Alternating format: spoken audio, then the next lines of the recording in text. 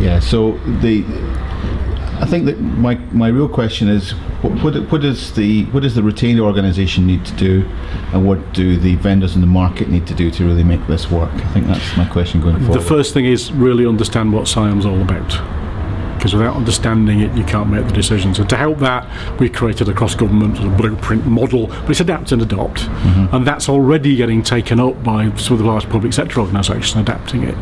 The marketplace have seen that. We had some supplier days last year. There'll be some more events coming up to share that, but it very much matches their internal model of supply anyway.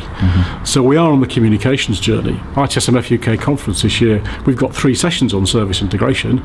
I'm speaking, what a surprise, and I'll be speaking on service integration and the new model that's emerging and what it really means to try and share that. Now, this is all part of that journey, but this is new.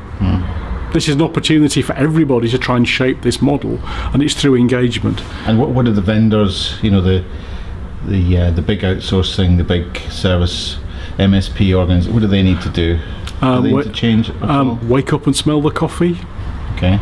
The feedback we've been hearing from the large traditional SI is the phrase they used to have, where they did everything, is, well, how can particularly public sector, how can you do this yourself? How can you take this on board and do it yourself? And the answer is, we are, because quite a few of us have been for ages. They need to wake up. The days of the 10-year massive deal haven't gone, but there aren't as many of them around. And the direction of travel has to be for the benefit of everybody, to reduce the costs, to increase the value. But the key is the flexibility. We have to be flexible in these approaches, because, as mentioned, the technology is changing, everything's changing around us. And there are suppliers willing to play. There are suppliers, emerging ones, who understand the needs to do this. And to be fair to some of the larger organisations, the traditional ones, some of them are actually are coming on board with this as well. Okay. Well, just last question, just briefly, what additional skills do we need in the IT industry as a whole to really make this work that we don't currently have? The key one here, and some people have said to me, SIAM is just about ITIL, isn't it? Well, it's not. It builds on it. And although the skills are mentioned in our Bible of knowledge, ITIL, it's not even supplier management, it's relationship management. It's about negotiating skills. It's about being able to manage multiple components that make up the whole. It's quite a difficult task. So it's those softer skills. The hands-on traditional skills, doing incident change, etc.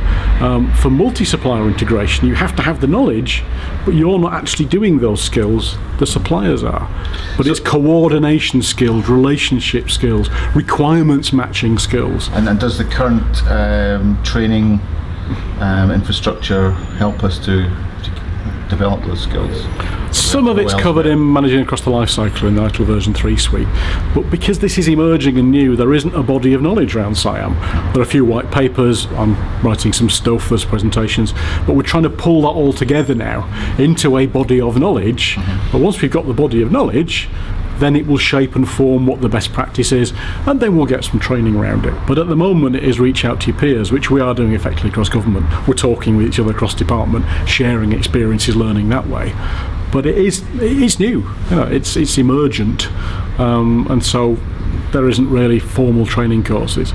But actually, formal training courses will probably stifle it as well.